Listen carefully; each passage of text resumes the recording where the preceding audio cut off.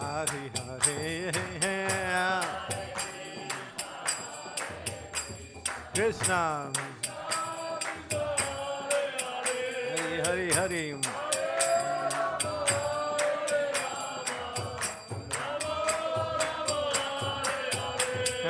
Hare Krishna Hare Krishna Krishna Krishna Hare Hare Hare Rama Hare Rama Rama Rama Hare Hare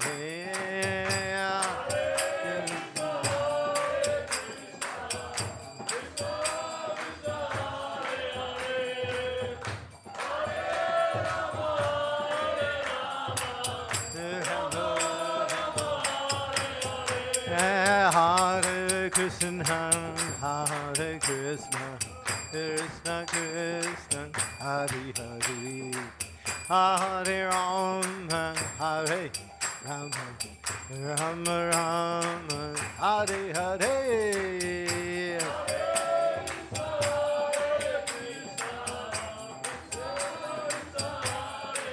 Hare Om.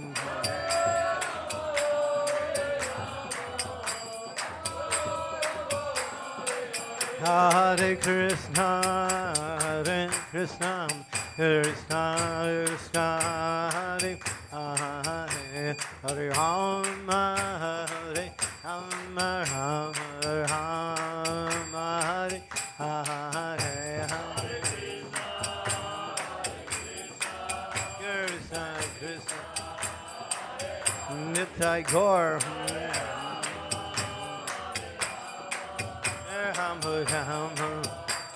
Hare Krishna, Hare Krishna, Krishna Krishna, Hare Hare, Hare Rama, Hare Rama, Rama Rama, Hare Hare, Hare Krishna, Krishna, Nitai Gaur.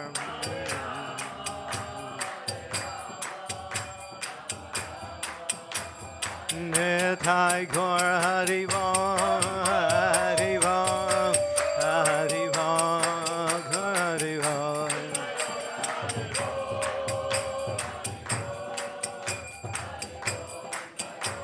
Nitai Gaur Hari Bol, Hari Bol, Hari Bol, Hari Bol. Gaura Hari, Gaura Hari. Jaya Jaya Prabhupada, Prabhupada, Prabhupada, Jaya Prabhupada.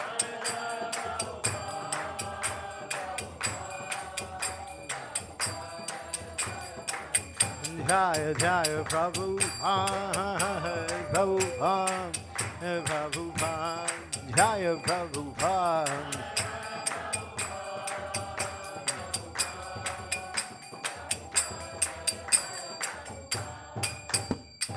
Gaur Premanande, Srila Prabhupada ki, Sri Harinam Sankirtan ki, Nitai Gaur Premanande.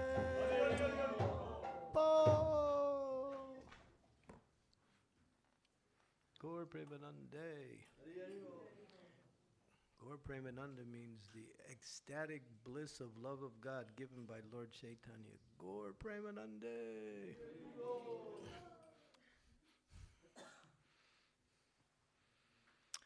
So, Srimad Bhagavatam, I hope you like the verse.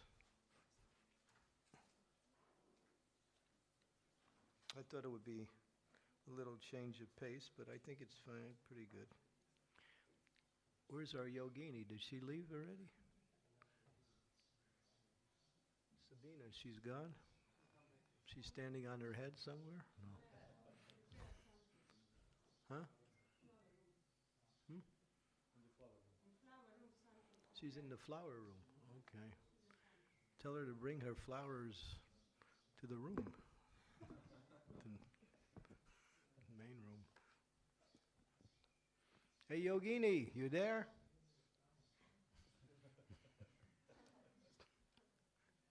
Sabina. I picked this verse simply for her. So hope she likes the verse. Okay. Om Namo Bhagavate Vasudevaya. Om Namo Bhagavate Vasudevaya. Om Namo Bhagavate Vasudevaya. Pranasya Sodayan Margam Pura Kumbhaka Rekachai Pratikulena Vachitam Yatastiram Achanchalam Pranasya Sodayed Bhargam Pura Kumbhaka Rekachai Pratikulena Vachitam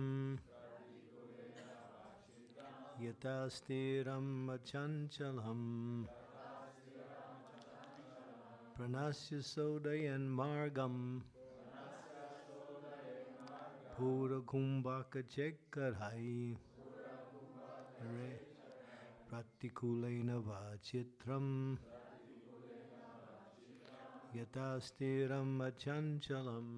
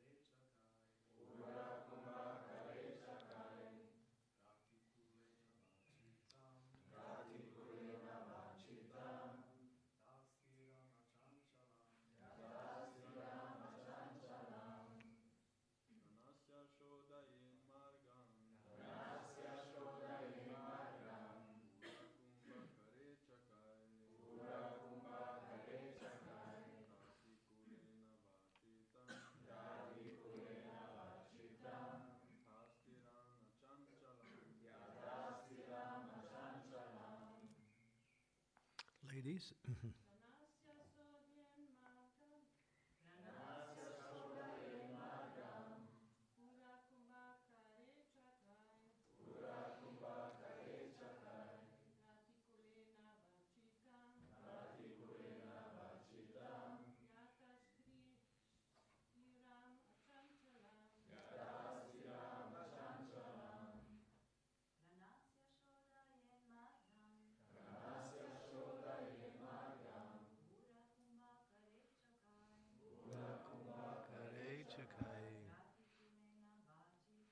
Pratikulena Vachitam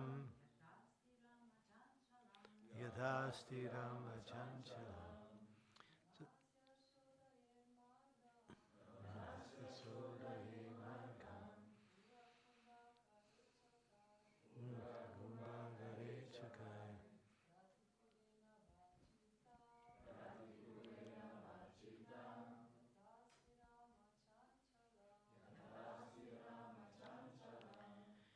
Pranasya, a vital air, so that yet one should clear Margam, the passage, Pura Kumbhaka Rekachai, by inhaling, retaining, and exhaling. Pratikulena, by reversing, Va, or Chittam, the mind, Yata, so that, Stiram, steady, Achanchalam, free from disturbances. So this is Kapila Dev's instructions on devotional service from the 3rd canto, 28th chapter, verse number 9. He's instructing his mother. In the previous verse, I'll read that. After controlling one's mind and sitting postures, one should spread a seat in a secluded and sanctified place. Sit there in an easy posture, keep the body erect, and practice breath control. Today's verse. The yogi should clear the passage of vital air by breathing in the following manner. First, he should inhale very deeply, then hold the breath in, and finally exhale. Or, reversing the process, the yogi can first exhale, then hold the breath outside, and finally inhale. This is done so that the mind may become steady and free from external disturbances. Srila Prabhupada's purport. These breathing exercises are performed to control the mind and fix the mind on the Supreme Personality of Godhead. Savai Mana Krishna Paradvada Vindayo. The devotee, Ambarish Maharaj, fixed his mind on the lotus feet of Krishna 24 hours a day. The process of Krishna consciousness is to chant Hare Krishna and to hear the sound attentively so that the mind is fixed upon the transcendental vibration of Krishna's name, which is non-different from Krishna, the personality. The real purpose of controlling the mind by prescribed method of clearing the passage of the life air is achieved immediately if one fixes his mind directly on the lotus feet of Krishna. The Hatha Yoga system or breathing system is especially recommended for those who are very absorbed in the bodily concept of existence. But one who can perform the simple process of chanting Hare Krishna can fix the mind easily. 3 different activities are recommended for clearing the passage of breath: Puraka, Kumbhaka, and Rechaka. Inhaling the breath is called Puraka, sustaining it within is called Kumbhaka, and finally exhaling it is called Rechaka. These recommended processes can also be performed in the reverse order. After exhaling, one can keep the air outside for some time and then inhale. The nerves through which inhalation and exhalation are conducted are technically called Ida and Pingala. The ultimate purpose of clearing the Ida and Pingala passages is to divert the mind from material enjoyment. As stated in Bhagavad Gita, one's mind is his enemy and one's mind is also his friend. Its position varies according to the different dealings of the living entity. If we divert our mind to thoughts of material enjoyment, then our mind becomes an enemy. If we concentrate our mind on Krishna, his lotus feet, then our mind is a friend. By the yoga system of Puraka, Kumbhaka, and Rechaka, or by directly fixing the mind on the sound vibration of Krishna or on the form of the Krishna, the same purpose is achieved. In Bhagavad Gita, it says that one must practice the breathing exercises, Abhyas Yoga Yuktena. By virtue of these processes of control, the mind cannot wander to external thoughts. Cetasa Nanya Gamina. Thus, one can fix his mind constantly on the Supreme Personality of Godhead and can attain Yati, him. Practicing the yoga system of exercise and breath control is very difficult for a person in this age, and therefore Lord Chaitanya recommended Kirtaniya Sadarahi. One should always chant the holy name of the Supreme Lord Krishna, because Krishna is the most suitable name of the Supreme Personality of Godhead. The name Krishna and the Supreme Person Krishna are non-different. Therefore, if one concentrates his mind on hearing and chanting Hare Krishna, the same result is achieved. Om Agyan Timirandasya Gnana Salakaya Chaksu Unmilitam Yena Tasmai Shri Gurave Namaha Shri Chaitanya Manobhistam Staptitam Yena Bhutale Mayam Rupa Kadam Mayam Dadanti Swam Padantikam Shri Krishna Chaitanya Prabhupada Sri Advaita Gadadhara Sivasari Gaur Bhaktivinoda Hare Krishna Krishna Krishna Hare Hare Hare Ram Hare Ram Hare Hare. So the yoga system, as mentioned in Krishna in the Bhagavad Gita in the 6th chapter, Krishna defines the yoga system in a few verses. And the yoga system is a bona fide system of self-realization. It's 8 steps: yama, niyama, asana, pratyahara, pranayama, pratyahara, dharani, dhyana, and eventually samadhi. These steps. The yogis would do that.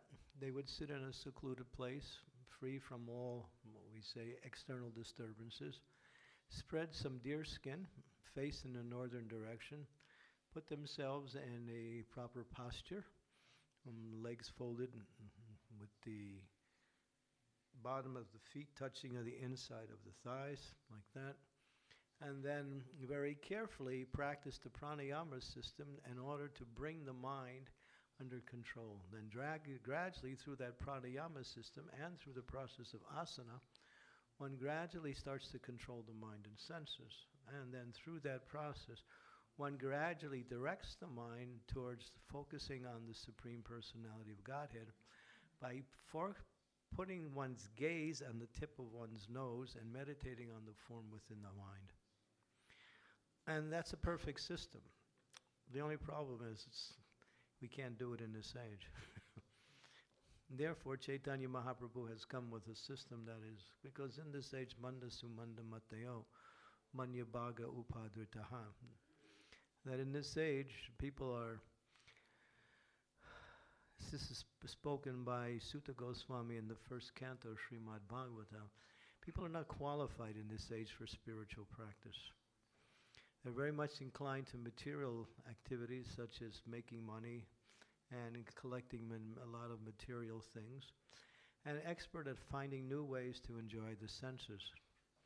This is the age of Kali. Therefore, manda, sumanda, mateo, manya bhaga, upadrita. People are lazy, misguided, always disturbed, and are not inclined to spirituality. So Chaitanya Mahaprabhu is the Supreme Lord. He knows that. So therefore he's come with the process of chanting the Hare Krishna Maha Mantra. Hare Krishna, Krishna Krishna, Hare Hare, Hare Ram, Rama Rama, Hare. Glorifying the Lord by chanting the holy names of the Lord is the goal of pure devotional service in this age, which leads to the realization of Krishna and Sri Vrindavan Dham. But Prabhupada said, you can't even do that. We have a hard time doing that. Try doing the yoga system.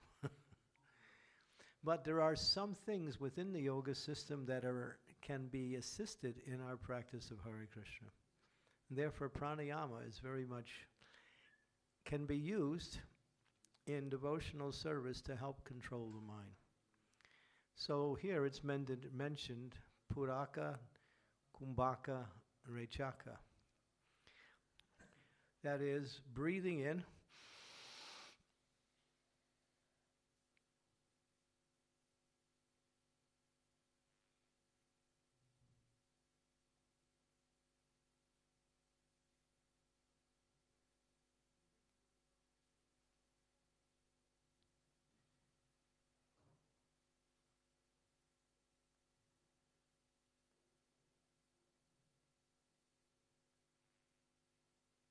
exhale. Practice that sometimes, and you'll find you can clear the mind and the passages that are blocked by lots of thoughts and just contaminations due to the association of the material energy. And then practice chanting Hare Krishna. It helps to assist in the chanting of Hare Krishna. Why? Because we need to keep the mind from jumping all over like a monkey. And the mind is always disturbed because of the association with the external energy. And in this age, the external energy is very much active in creating so many opportunities for distractions in this age. So pranayama is good. Pranayama, not only is it helpful in controlling the mind and the senses, but it is also helpful in bringing about good health. It says if you want to keep your health good, practice pranayama. People sometimes, we're always running to the store for medicines and this. Practice pranayama, and actually, if you do it properly, under the guidance of a teacher, because you need a teacher in order to do this, you can read some books and get some ideas. but you may not be able to do the process properly. And this will help to increase the health and also control the mind and senses. That's what the asanas are for.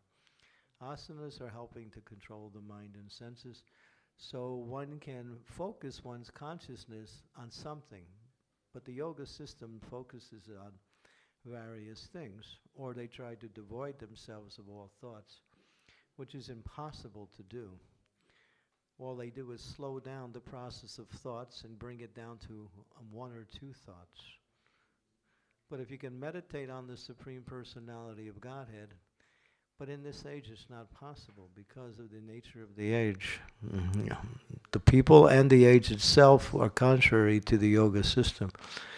Therefore, most yogis fail because in the process of performing yoga, you have to be expert in performing all 8 steps, because one step leads to another. And if you are not expert in one of the steps, you can't go to the next step. Only when you complete one step can you move to the next step. And then ultimately, the highest step is Samadhi Absorption. But the idea in Krishna consciousness is to get absorbed in Krishna through hearing about Krishna and through chanting the glories of Krishna. And of course, if we're very expert in doing things, we can also get absorbed in Krishna by serving Krishna, by absorbing oneself in activities of devotional service. So this is the process. So I brought this particular verse up because I thought that this particular inhale-exhale program can be adopted by devotees, and it helps to clear the mind. Did you feel any, energy coming in from that?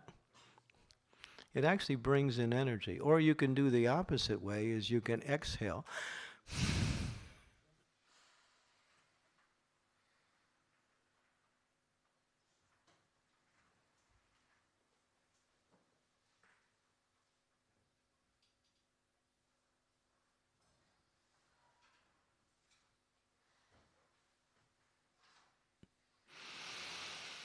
And then inhale.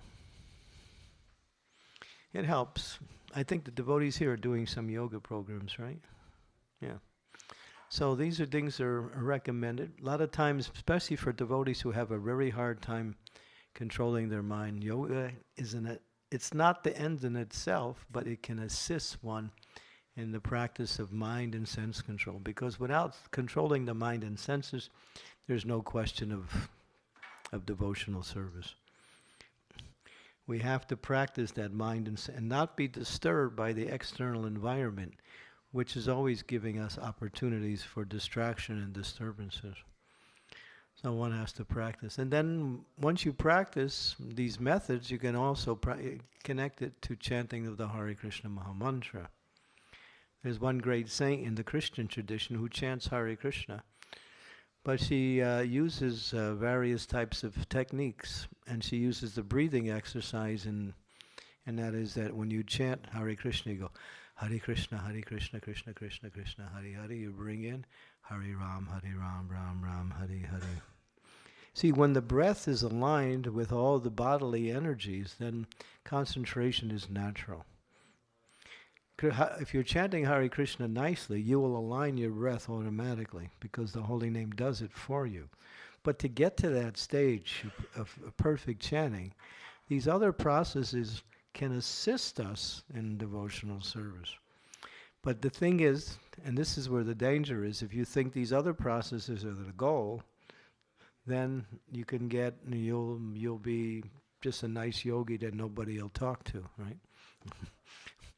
The idea is to use these things to help us control the mind and senses, and that's the goal in Krishna consciousness. When the mind and senses are controlled, Krishna says in the Bhagavad Gita, the supersoul is already reached. And for him, happiness and distress, honor and dishonor, loss and gain are all the same. Can we actually see that the dualities of the material energy are non-different than each other? Is heat and cold the same? Loss and gain the same? Honor and dishonor is the same? Beauty and ugliness the same? The material energy works in the whole process of opposites. Everything in this world is defined by its opposite. You can't understand cold. You can't understand heat unless you understand cold, and vice versa. There's no such thing as absolute beauty, absolute heat, absolute honor, absolute anything. Everything is relative to its opposite, and it's defined by its opposite. So in that way, we can understand what is the nature of this material world. Everything is in relationship to opposites. Hunger is simply the opposite of satisfaction. That's when you're satisfied, you can also withdraw from the process of hunger. So all these things are, so therefore the yoga system helps us to go beyond all these dualities. But if you practice bhakti yoga perfectly, gradually you can also do that. But these other things, that's why in this third canto, I just read one verse. Kapila Deva is giving a lot of points on yoga. Pranayama, Hatha Yoga. This is one verse in about a series of 10 verses that he's teaching his mother the process of the yoga system, like that.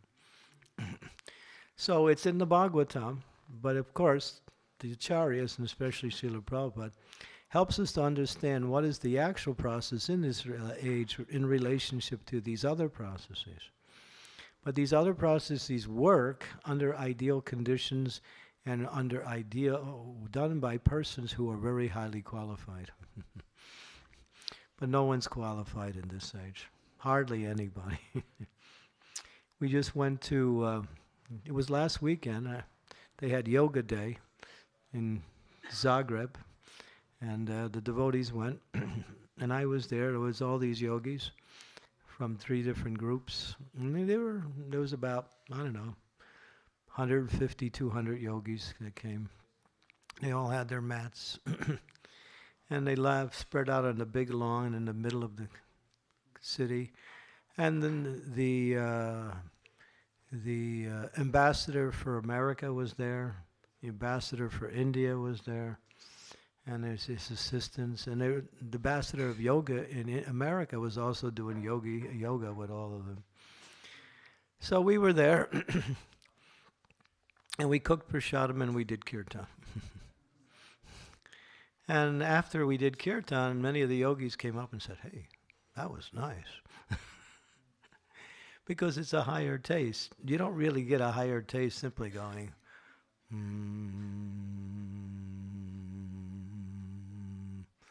There's no higher taste than that. It's just to free yourself from some suffering. But free yourself from suffering is not happiness. Free yourself from suffering actually brings you to the stage where you can begin to start to experience happiness. And only when you go deeper into the yoga system as done by the expert yogis, then you can experience this process of samadhi or nirvana.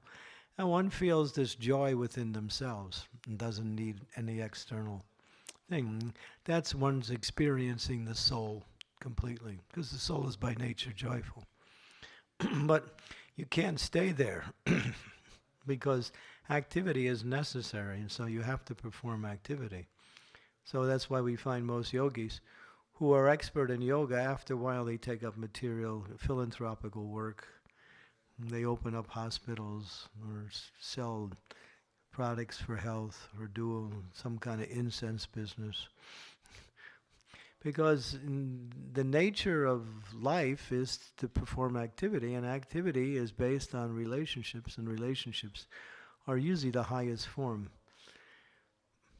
So, therefore, in this age, although the yoga system is a bona fide system, it is not recommended. Therefore, bhakti yoga, as Krishna says in the Bhagavad Gita, yoginam api sarvesham madgaten natmanaha stradavan bhajate yoman te me yuktatamo mataha. He gives the whole system of yoga. He talks about all the different processes of yoga, hatha yoga, raja yoga, astanga yoga, and he mentions karma yoga, jnana yoga, all the different yogas. And finally at the end he says, but those who abide in me, who take shelter of me, who engage in my devotional service, they are the topmost yogis. Because simply by connecting with the Supreme Personality of Godhead in devotional service, Krishna does everything. When you do this yoga system, it's just you and the system. You have to connect with Krishna. And usually, to perfect the yoga system, it takes many, many lifetimes. Many, many lifetimes. So, but we can use different principles of the yoga system that are helpful in bringing about meditation and breath control, which can help in our chanting of the Hare Krishna mantra and in steadying the mind. Because when the mind is steady, then one can focus on the Supreme Personality of Godhead, like that. So I just wanted to bring up this particular verse. But then again, but the whole point is we need to focus on chanting the Hare Krishna Maha Mantra, because by proper chanting of the holy name of the Lord, one can immediately get a taste of transcendental happiness. Once, chanting Hare Krishna, just once, not the whole mantra, but just one name, is so powerful. It says that any of the because in the yoga systems, you can't get rid of karma like that. They can get rid of some karma, but you can't get rid of parabdha karma. Parabdha karma is that karma which is manifesting presently. There are different kinds of karma, aparabdha, parabdha karma. Karma has 4 stages. First you do something, and then a seed is planted based on that, then the seed fructifies, and then once it fructifies, it manifests into a particular result. This is described in Nectar Devotion. So, therefore, in the yoga system, you can get rid of some of the preliminary effects of karma, but you can't get rid of parabdha karma. But Rupa Goswami in his Namastika says, simply by chanting the holy names of the Lord, all karma, including parabdha karma, is destroyed. What is parabdha karma? This is interesting. What you're experiencing now from your previous karma is still being manifested. You have to work with that. You have to work with that. Even if you're initiated, still there is a residual element of karma that is still being manifested where you have to somehow work through that. It's not very much. It's very small. The example is used that when you have a fan and you pull the plug or set the switch off from the fan doesn't stop immediately. By the force of the turning of the fan, it takes time before. So when you take up the yoga system or you stop putting the karma into it. But then again, you still have to deal with the residual karma. But in chanting Hare Krishna, all the residual karma is automatically destroyed simply by chanting Hare Krishna. So devotees are free from karma. Sometimes devotees think that they're getting karma, but actually it's not. It's Krishna karma. Krishna's given you a little bit of a taste of some of the material reactions just to help to purify you from that attachment in a form of a little suffering like that. But that's not actually karma, it's Krishna's mercy. Just so we don't get attached to sense gratification. And Krishna does that just to make sure you don't go back to where you used to be. But that's Krishna's mercy. That's Krishna's mercy. So therefore, by chanting Hare Krishna, and we chant perfect. How do we chant purely? Pure chanting comes by way of practicing the chanting of the holy name in the mood of Lord Chaitanya's teachings. Trinadapi sanichena tayorivasa sahishnuna amanina mamanadena kirtaniya sadarahi. By practicing humility, by practicing tolerance, by practicing giving respects to others, and by practicing not wanting respect for yourself, you can kirtaniya sadarahi. You can chant the holy name constantly. So by practicing these 4 principles given by Lord Chaitanya in his Shikshastakam prayer, because in the Shikshastakam prayer, the whole process of devotional service is given very carefully. That's why in the 5th verse, Lord Chaitanya says, Ayinanda tanuja kinkaram, patitam mam vishame bhavam buddho, kripaya tavapada pankaja stita duli sadrisham vichintaya. O son of Maharaj Nanda Krishna, I am your eternal servant. Somehow or other, I've fallen into this ocean of birth and death. Please pick me up from this ocean of death and place me as one of the atoms at your lotus feet. So what is being said here? Prabhupada said this is the mood of chanting Hare Krishna. He said, meditate on this verse.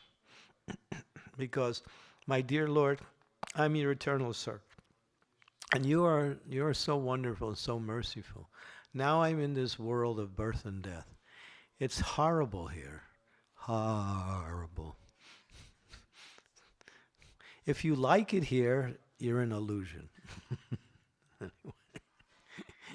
Because at any moment, just like I was talking to one devotee just last night, he said he almost got killed just by a slight movement.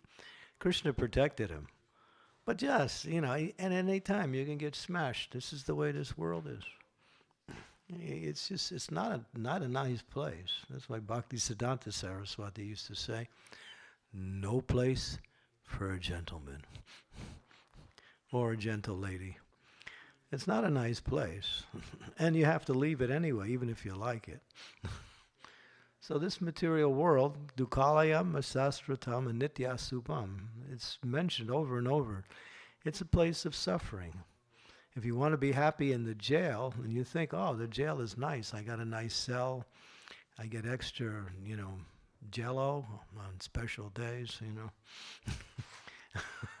I got a TV. Hey, jail's not so bad. But you're in the jail, so the material world is a jailhouse. So how do we make it? And so the idea is to try to, ayinanda tunuje, please pick me up and place me as one of the atoms at your lotus feet. I'm begging for you. Give me shelter of your lotus feet. Allow me to chant your holy names in such a way that I can connect with you in loving devotional service. So by meditating on these prayers that given to us by the Acharyas, and especially by Lord Chaitanya himself, we can find the consciousness to adopt the process of Krishna consciousness like that. Simply going through the motions of the activities is not enough. One has to pray. As Bhaktivinoda Thakur says, you can't chant attentively unless you pray to chant attentively. He said it's not possible. And then he gives a nice prayer, and he offers a prayer to Haridas Thakur. O Vaishnav Thakur, I have no power on my own to chant the holy names of the Lord. But with a particle of faith, please give me the mercy and treasure of the holy name of the Lord. Please be kind upon me. So he prays, and he teaches us as an example that if we want to be successful in devotional service, we have to pray in order to get the mercy that we needed in order to execute the process properly like that. It's all about prayer. Even the Hare Krishna Mahamantra is a prayer. What is that prayer? Bhaktivinoda Thakur says, my dear Lord, please engage me in your service. When we're chanting the Hare Krishna Mahamantra, we're asking the Lord for service. We're asking the Lord for service. So when the temple president or some authority comes up and says, we need to do this service, you should say, yeah, I've been chanting. Thank you. Here's a chance to fulfill my desire. So service allows us to go, what we say, to connect with Krishna in a way that we can keep our full attention on the Supreme Personality. Chanting is service. Chanting is service. But then there's service that includes body, mind, and words. When body, mind, and words are engaged in the service of the Lord, that is full devotional service. That is complete absorption in devotional service like that. So this is the process. And we can use these yoga techniques to help to solidify and to support our process of chanting the holy names, and we can use the process of prayer to also to support and to give us the connection with Krishna through his mercy. Because Krishna is looking at us in one way. He wants to see how much do they want me? How much do they want me? And he sees, oh, this person really wants me, let me help him. Oh, this person's not interested in me, really. They just want to get something from me that they can be happy from, so they don't have to suffer so much. But when you really want Krishna, then Krishna says, oh, okay, it's just a matter of time. And Krishna helps. And Prabhupada says, unfortunately he says, very few people really want Krishna. Most people want what Krishna can give you. Material happiness, good health, success in various types of activities in material life, good wealth, good situation, good friends, nice family, good children, so many nice things. So most people approach the Supreme Lord to get something to better their material existence. But that's not devotional service. Devotional service means, I want Krishna. Because with Krishna, you get everything. And without Krishna, whatever you may get will be destroyed in the element of time. So this is devotional service. And therefore, chanting of the holy name is the highest form of spiritual practice, which leads to Krishna and Sri Vrindavan Dham. When you're actually chanting attentively, then Srimati Radharani starts to introduce herself into your life and starts to bring you closer to her in the mood of Sri Vrindavan Dham.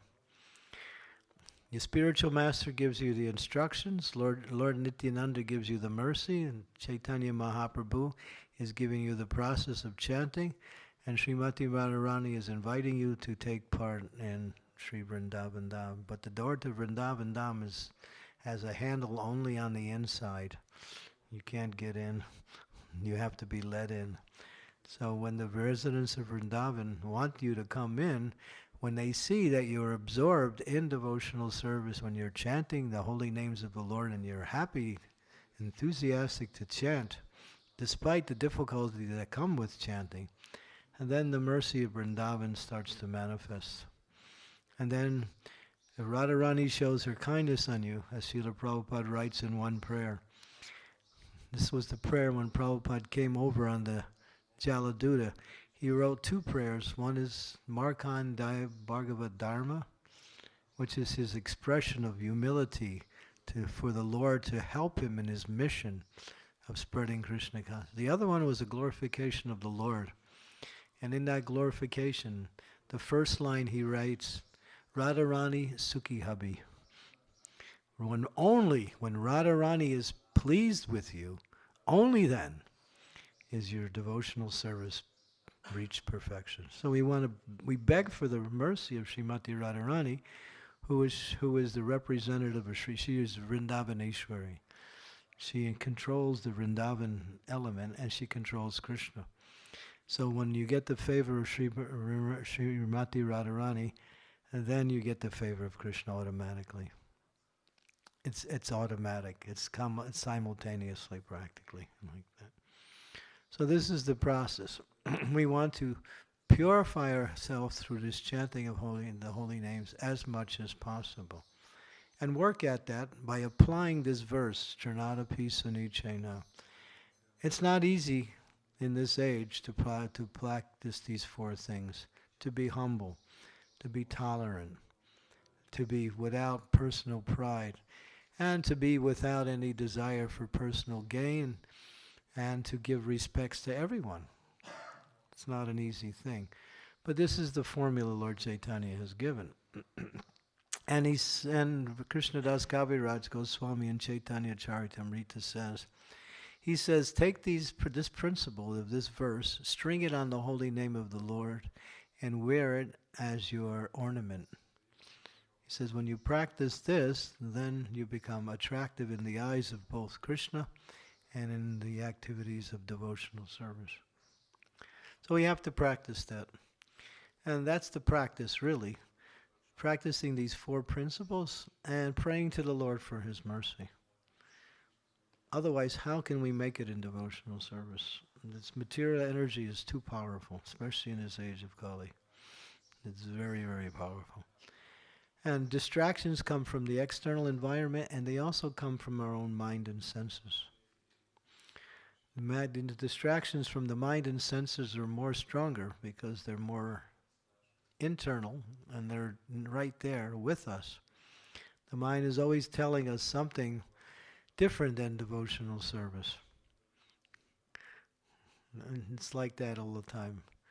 The mind is always giving us other things to do or other feelings to focus on something. The mind is always.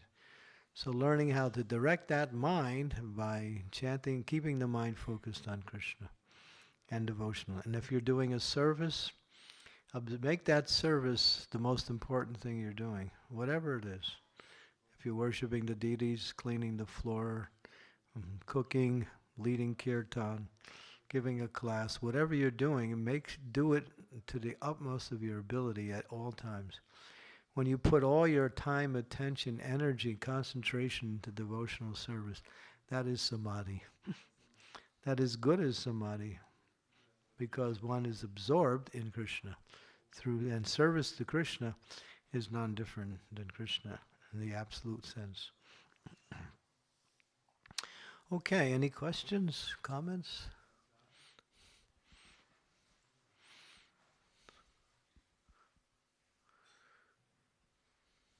This is a questionless place. No questions. Oh, okay. How come that Krishna separately mentions field of activity as body and senses in the 18th chapter of Bhagavad Gita? Why does Krishna mention separately the body like field of activity and senses like like 2 of 5 factors of body? The body of the field of activity is called kshetra or kshetragya. No, kshetra, which means field, and kshetragya means knower of the field. So it's mentioned kshetra and kshetragya means that one is the field. Your activities in this life are performed by your body. So that's your field of activity. And the kshetragya is Krishna. But you also are kshetragya in some sense. You know something about your field of activity. So learning how to use the knowledge given to you by Krishna in order to perform activities in this world and diverting the energy away from material to spiritual. So this body is a field. It's where you perform your activities. You use your mind, you use your senses in order to do things, and they're all part of the bodily constitution.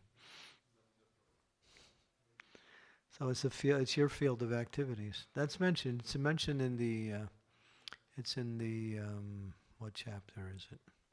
It's mentioned in the 18th chapter, but then it's mentioned also in the 13th chapter. The 13th chapter is the most philosophical chapter in the Bhagavad Gita. One sannyasi in our movement wrote a whole book just on the 13th chapter. It's very, very philosophical.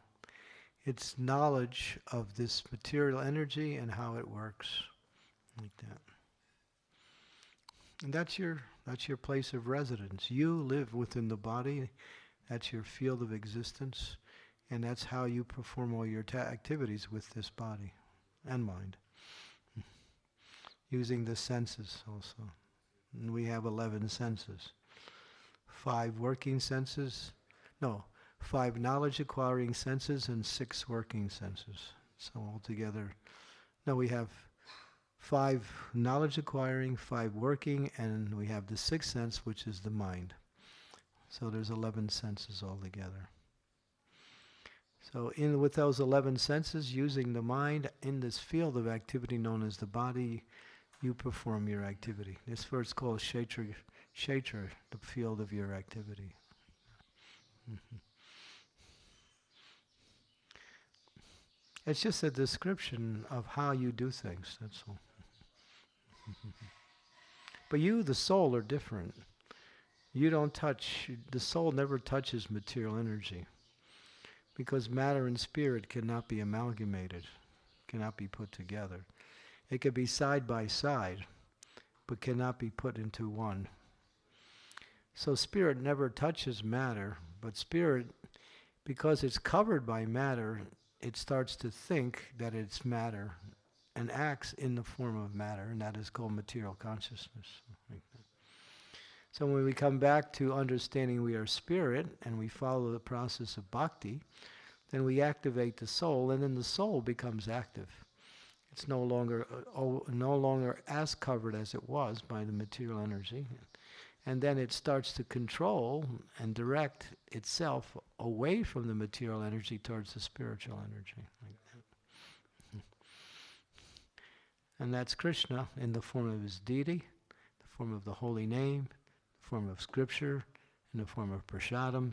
These are all manifestations of Krishna in this age which are completely spiritual. Prasadam is completely spiritual. The scriptures are completely spiritual. The deity is spiritual. The holy name is spiritual. So when we connect the soul with these things and actively perform devotion, then we get away from our material field of activities and we open up the field of spiritual activities like that. Then we actually purify this body, and the body no longer is material anymore, it becomes spiritual. Because if you put something material into devotional service and you leave it there long enough, gradually it changes from material to spiritual. The example is that if you put an iron metal rod in a fire and you leave it there long enough, it becomes red hot and then it becomes white hot. When it becomes white hot, it's no longer metal anymore, it has no more metal qualities. It acts like fire. So when you put your body engaged in devotional service, then your body is no longer material, it's spiritual. That's why they say the body of the spiritual master, or the body of a pure devotee, is not material, it's spiritual. And any pure devotee. So gradually we are purifying that field of activity and making it spiritualized.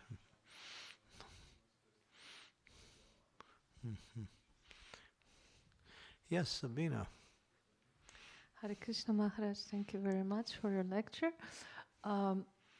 If our thoughts, our mind can change our breathing, then for sure this pranayama that you taught us today can also affect our mind and it's helpful. Study it. And I'm wondering, what is the connection between the rhythm of our chanting and our breathing with our consciousness? Oftentimes I experience, if I chant slower and more attentive, my mind is peaceful. If I chant like really fast, I get like really rajasic. And some devotees say that no, you should really chant one round in less than 5 minutes, and I find it impossible. Yeah. So what is the actual recommendation and connection to for the rhythm of the speed of chanting? Yeah, very nice question. Rhythm is actuated. If you listen to Srila Prabhupada's japa tape, he gives you the formula. When he begins the japa tape, he starts off very methodically. Hare Krishna, Krishna Krishna, Hare Hare. Hare Rama, Rama Rama, Hare. You want to connect to the sound. That's the idea. And by doing it very carefully, with attention on the sound vibration, gradually the mind picks up and starts to concentrate easily. Then speed will naturally increase through concentration. So it's highly recommended by those who know the process to very carefully begin your chanting and make sure you hear like that.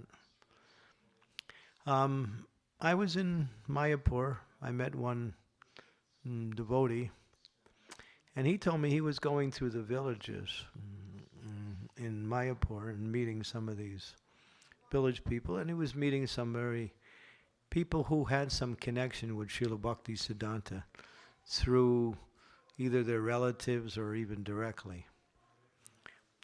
And he said one person taught him a method of chanting that he said was used by Bhaktisiddhanta Saraswati in order to help people concentrate on chanting the Hare Krishna Mahamantra. And the method was, this is what it was. I can't do it, but if you can do it, it's very helpful. He said, you take your thumb and you put it on, just like you do the Gayatri. And then you start with here and you say, Hare Krishna, Hare Krishna, Krishna, Krishna, Hare, Hare, Hare, Rama, Hare, Rama, Rama, Rama, Hare, Hare. And you chant 4 rounds like that. He said, after 4 rounds, you have complete concentration, if you're listening carefully like that. So the idea is to connect the mind with the sound. So starting off in a very rhythm where you're hearing clearly, nicely, actually connects the breath to the chanting too. It happens automatically. And then the mind, when the breath is not working properly, the mind is never peaceful. It's erratic and disturbed. So you can, if you are simply trying to go fast, you're also disturbing the bodily energies, and therefore concentration is difficult. We recommend going fast in relationship to people who are tired, because if you try to do very slow chanting when you're tired, what will happen? Your mind will wander. Your mind will wander. So sometimes we say chant fast in order so you can connect yourself to the sound and wake up. Cheap jago. But generally, of course, we shouldn't be tired, but if we are, a little speed will help to concentrate. But the idea is to hear nicely. Prabhupada makes that point even in the scriptures. He said the whole process of Krishna consciousness is to clearly pronounce the sound vibration of the Krishna's name and to hear. So clear pronunciation and hearing is the foundation for concentration. And then, as you do that, you can start adding the mood of prayer.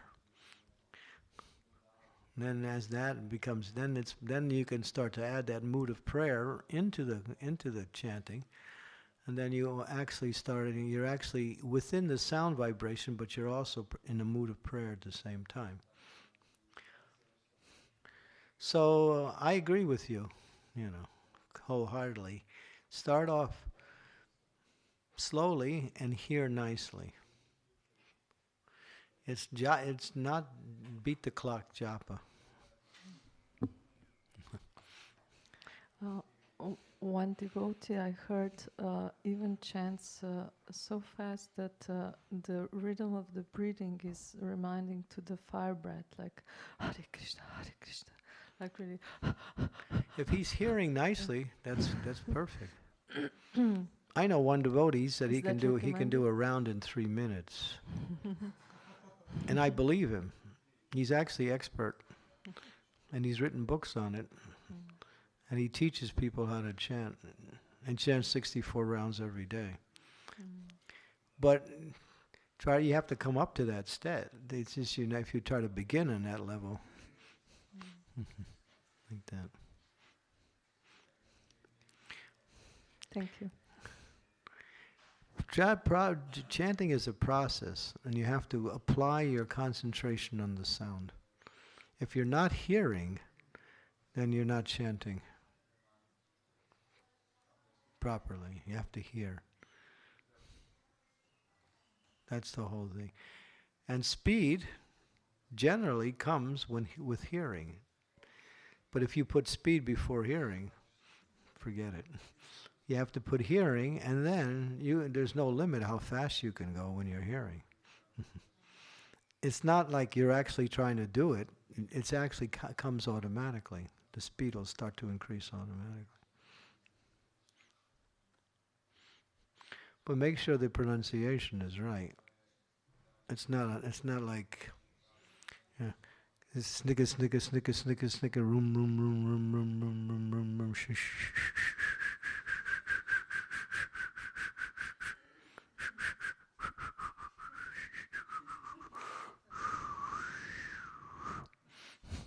It's not like that. Well, sometimes we use a little joke.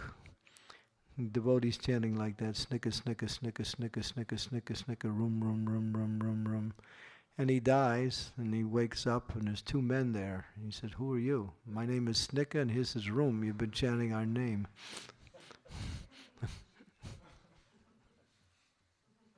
It's Krishna. So, if you want to find out whether you're pronouncing right, put a little tape device next to you and record your chanting, and then play it back. We used to do that with devotees, and then we'd play it back. "That's not me." Sure is. So pronunciate, and therefore in the Chaitanya Charitamrita, Adi Leela, chapter 17, verse 32 in the purport, Prabhupada teaches us, or mentions, chant using the upper and lower lip, avoid the hissing sound. He says that in the Chaitanya Charitamrita. In one tape, he makes fun of people who chant like that. He starts mimicking that kind of chanting, just like I did. He said, "This is not japa." So therefore, we have to chant clearly and with concentration. Don't be in a hurry. I fall into that sometimes because sometimes I feel pressured with time, and I find myself trying to go faster just to get it done. But then I catch myself and say, that's not right. And slow down. Hear nicely. It's all about hearing. You read Harinam Chintamani in Bhaktivinoda Thakur's commentary on the 10 offenses, which is given by Srila Haridas Thakur. That book will help you a lot in your chanting. Okay. Anything else? Yes, Mr. Roberto.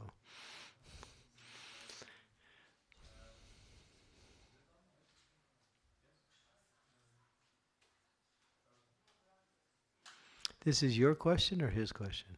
My question. Okay. I know that some devotees that do Jyotish and stuff, they say that we have this manifested karma, that not all of manifested karma Krishna takes if he sees that this karma can help us in devotional service. So, in a way that this karma that is manifested to some devotees, let's say with finance or with, I don't know, health or something, it's something that Krishna sees that it will help in devotional service. That's why he didn't take it. Krishna can do whatever he wants. He's God. If he wants to change the rules, he can. The point is, and this is the point of your question, Krishna will do what's beneficial for the devotee. So that's a principle. The principle is what he does this or what he does that. How do we know? Sometimes we say, we guess. But we understand, Krishna tells you what he does and what he doesn't do. But sometimes he can also break that because if it helps the devotee. He will always act for the benefit of the devotee. So if he wants to leave some manifest karma to help that devotee become detached, then he can do that also. The point is, Krishna is not restricted by anything. But he's always trying to favor his devotee.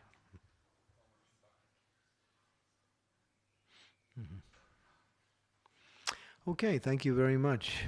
Srila Prabhupada ki jai. Srimad Bhagavatam ki jai.